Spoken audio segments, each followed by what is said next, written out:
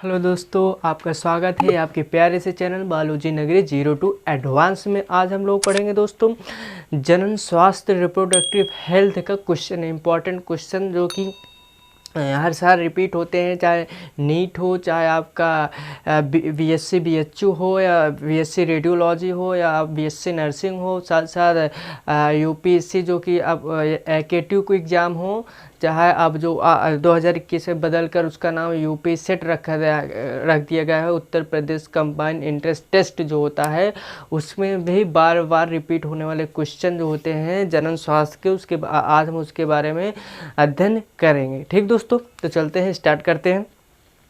पहला क्वेश्चन है दोस्तों कि सहायक जनन प्रौद्योगिकी है, 4 ऑप्शन दिए गए हैं, इनमें से एक सही होगा। ठीक है, तो सहायक जनन प्रौद्योगिकी जो है दोस्तों, उसमें से है, इसमें 4 ऑप्शन दिया गया है। आईयूटी इंट्रा यूटेराइन ट्रांसफ़र, और दूसरा है कि इंट्रासाइटोप्लाज्मिक, ठीक है दोस्तों, इंसीमिनेशन, ठीक है, इंट्रासाइटोप्लाज्मिक स्पर्म इंसीमिनेशन जो होता है वे सेचन, यह युक्ति है। तीसरा है दिया गया है जाइगोट इंट्रा फैलोपियन ट्रांसफ़र, ये युक्ति है। चौथा दिया गया है ये सभी। तो इसमें से 4 ऑप्शन दिया गया है, इसमें से अब हमने इसके ये वाले चैप्टर को कंप्लीट अध्ययन कराया है, पढ़ाया है। आप पढ़े होंगे तो आसानी से कर देंगे, इसके बारे में बताया था। तो इसमें से कौन सा ऑप्शन सही है आप इस पर कर लीजिए, उसके बाद हम बताते हैं। देखिए दोस्तों, इनमें से जो होता है ये सभी जो होता है सहायक जनन प्रौद्योगिकी के अंतर्गत आती हैं, हमने चैप्टर पढ़ा है। तो ये इंट्रा यूटेराइन ट्रांसफ़र भी है, इंट्रासाइटोप्लाज्मिक स्पर्म इंसीमिनेशन भी है, zygote intra fallopian transfer, zygote का ट्रांसफ़र, ये भी युक्ति है एक, और ये सभी, तो ये सभी वाला ऑप्शन चौथा सही है पहला क्वेश्चन में। दूसरा क्वेश्चन है कि विश्व स्वास्थ्य दिवस कब मनाया जाता है। विश्व स्वास्थ्य दिवस कब मनाया जाता है, दूसरा क्वेश्चन है। ठीक दोस्तों, तो ऑप्शन क्या दिया गया, ऑप्शन दिया गया है 11 अगस्त पहला, दूसरा है 11 जून, तीसरा है 11 मई, चौथा है 11 जुलाई। ठीक दोस्तों, तो आप इसको अपने मन से करने की कोशिश करिए, उसके बाद हम बताते हैं।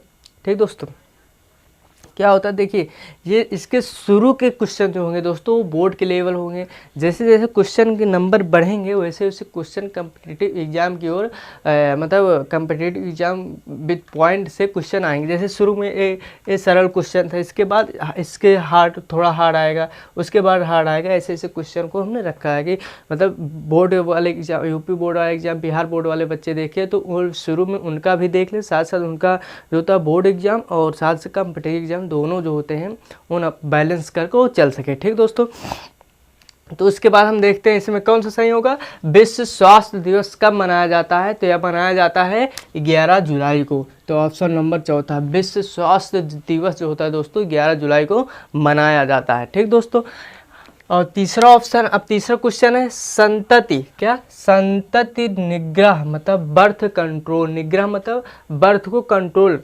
तो संतति निग्रह बर्थ कंट्रोल के लिए एक वैध विधि है, मतलब इसमें से कौन सी विधि, जो ऑप्शन 4 दिए गए इसमें से कौन सी विधि जो होती है संतान को कंट्रोल करने में, मतलब उसको करने में कौन सी कानून के द्वारा बंद कर दी गई है, कानून द्वारा, सरकार के द्वारा। ठीक दोस्तों, 4 ऑप्शन है।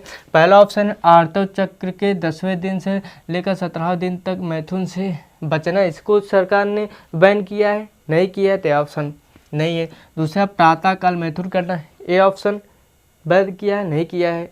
तीसरा मैथुन के दौरान कार्यपूर्व स्खलन करना, ये सरकार ने मना किया है कि मना नहीं किया ना, और जारी किया है, तो आपके मर्जी के ऊपर डिपेंड करता है, तो ये भी नहीं है। चौथा क्या है, उपयुक्त औषधि द्वारा गर्भपात करवा देना, मतलब गर्भपात को, प्रेगनेंसी को हटवा देना मेडिकल टर्मिनेशन के द्वारा, तो वो जो होता है उसको सरकार ने जो होता है बैन किया है।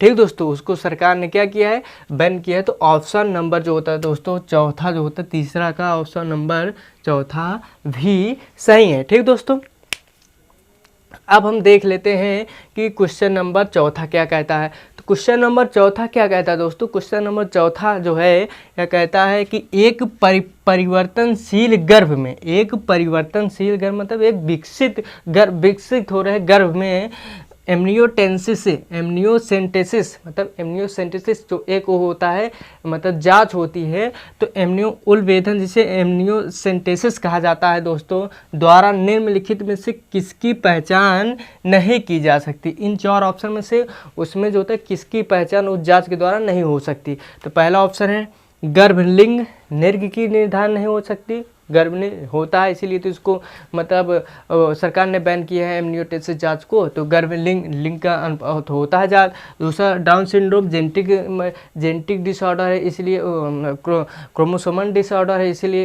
इसी की जांच के लिए तो पहले एमनियोसेंटेसिस कराया जाता था, तो ये भी होता है। पीलिया क्लाइफेल्टर सिंड्रोम भी क्रोमोसोमल डिसऑर्डर है, इसको भी जांच के लिए तैयार किया जाता था। तो पीलिया जो होता है ऑप्शन नंबर जो होता है चौथे तीसरा जो होता है ये करेक्ट है। ये कह रहा है इसकी जांच नहीं की जा सकती एमनियोसेंटेसिस उलभेदन की जांच के द्वारा। ठीक दोस्तों, या नीट 2013 में आया था क्वेश्चन, इसके ऊपर वाला जो होता है नीट 2011 में क्वेश्चन आ चुका है। ठीक दोस्तों, उसके बाद अब क्या होता है, अब जो होता है क्वेश्चन पाँचवा हम देख लेते हैं, क्वेश्चन नंबर 5। तो क्वेश्चन नंबर 5 क्या है दोस्तों, क्वेश्चन नंबर 5 निम्नलिखित में से कौन एक हार्मोन्स मोचित करने वाला इंट्रायूटेराइन युक्त आईयूडी है। मतलब इसमें क्वेश्चन 4 विकल्प दिया गया है कि इनमें से कौन सा एक हार्मोन्स रिलीज करने वाला मोचित मतलब रिलीज करने वाला इंट्रायूटेराइन युक्त है आईयूडी है। ठीक दोस्तों, तो इनमें से पहला ऑप्शन दिया गया है मल्टीलोड 375, दूसरा ऑप्शन है LNG20 तीसरा ऑप्शन है ग्रीवा टोपी, चौथा ऑप्शन है वाल्ट। तो इनमें से कौन सा है, हमने विस्तार से आपको पढ़ाया है इसके जनरल स्वास्थ्य वाले भाग में पार्ट में। ठीक दोस्तों, तो इनमें से जो होता है मल्टीलोड 375 जो कि कॉपर टी, ये दोनों आईयूडी तो हैं, इंट्रायूटेराइन युक्ति हैं, ए भी युक्ति है ए भी युक्ति है। ठीक दोस्तों, ये दोनों इंट्रायूटेराइन डिवाइस हैं युक्त हैं, लेकिन जो होता है ए मल्टी लोड कुछ रहा है कि हार्मोन्स रोचित कौन, हार्मोन्स मोचित कौन, हार्मोन्स रिलीज करने वाले कौन है। तो ये जो होता है मल्टी लोड 375 कापर रिलीज करने वाले होते हैं, जबकि LNG20 जो होता है हार्मोन्स मोचित हार्मोन्स वो होता है आईयूडी होता है, इंट्रायूटेराइन डिवाइस होता है। तो क्वेश्चन नंबर दूसरा करेक्ट है। ग्रीवा टोपी है वाल्ट है वो तो उसे वो हार्मोन्स नहीं स्रावित करते। ठीक दोस्तों, आईयूडी ए भी है ए भी है ए भी, लेकिन हार्मोन स्रावित करने वाला जो होता है LNG20 ही होता है, या जो होता है नीट 2014 में क्वेश्चन है आ चुका है। ठीक दोस्तों, उसके बाद छठा क्वेश्चन हम देख लेते हैं। छठा क्वेश्चन क्या है दोस्तों, परख नली शिशु टेस्ट ट्यूब बेबी मतलब परख नली या शिशु या टेस्ट ट्यूब बेबी कार्यक्रम में निम्नलिखित में से किस एक तकनीक का इस्तेमाल किया जाता है। 4 ऑप्शन दिए गए, इनमें से किन तकनीक का उपयोग टेस्ट ट्यूब बेबी के निर्माण में किया जाता है। ठीक दोस्तों, मतलब सबसे पहले किन ऑप्शन में दिया गया है देखते हैं।